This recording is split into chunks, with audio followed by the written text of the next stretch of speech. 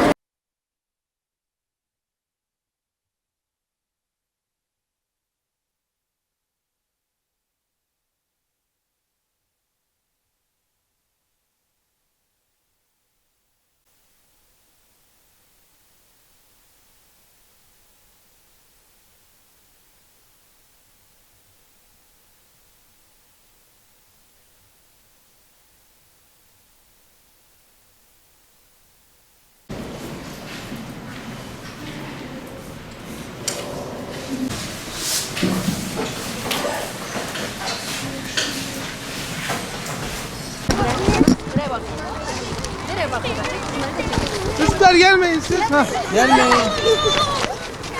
Çocuklar durun. Peygamber sevdalarına teşekkür ederim. Peygamber Sevdaları Vakfı olarak bugün büyük gün, çok heyecanlıydık. Allah'a hamdolsun sağ salim bir şekilde sınavımızı tamamladık. Bütün Türkiye'de, Diyarbakır'da ve bütün Türkiye'de yüksek katılımlı bir sınav gerçekleştirdik. Allah'a hamdolsun bu bir kar topu misali gün geçtikçe büyüyen bir sevda, gün geçtikçe artıyor, gün geçtikçe büyüyor. Birçok ilimizde bu sınavı gerçekleştirdik. Sınavımızı 4 kategoride gerçekleştirdik.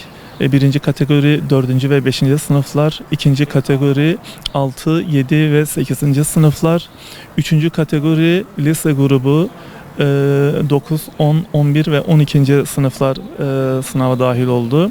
Dördüncü kategoride bu kategorilerin dışında kalan yetişkin kategorisinde sınavımızı gerçekleştirdik. Allah'a hamdolsun büyük bir teveccühle her geçen yıl artarak devam ediyor. İnsanlar Peygamber Aleyhisselatü Vesselam'ın hayatını birden çok kez okuyarak bu sınava hazırlanıyorlar. Hatta çevremizde öyle kimseler gördük ki kitabı 10 defa 15 defa bitirip bu sınava hazırlanıp bu şekilde sınava dahil olan kardeşlerimiz oldu.